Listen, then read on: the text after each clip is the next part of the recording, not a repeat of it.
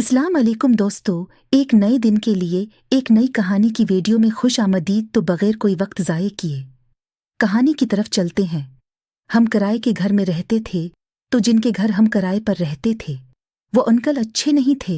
जब भी आते तो बहुत ही बड़ी नज़रों से देखा करते थे, तो हम उनके घर भी नहीं जाते थे।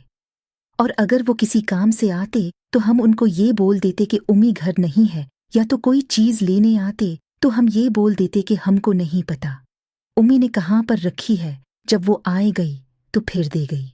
तो वो बहुत ही अजीब नज़रों से देखा करते थे। तो मैं एक दिन नीचे खड़ी थी, उन्होंने मुझे पीछे से आके पकड़ लिया और फिर खूब सारा प्यार करके मुझे ये कहा कि मेरी खाकी बालों वाली लड़की शायद मेरी बीवी है, तो मैंने तुमको गलती से पकड़ लिया था।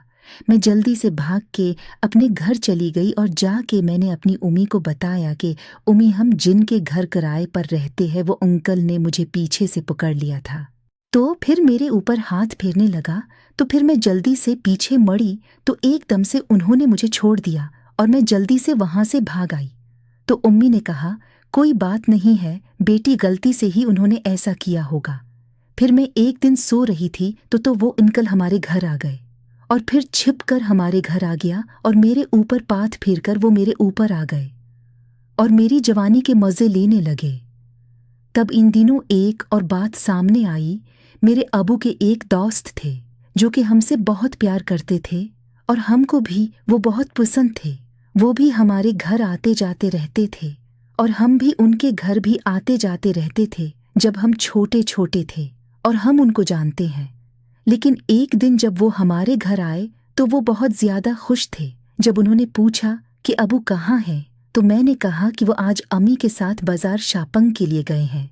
ये बात सुनते ही उनके चेहरे पर मुस्कुराहट छा गई और वो मुझे अजीब नज़रों से देखने लगे। मैं परेशान हो गई क्योंकि ऐसा पहले कभी नहीं हुआ था।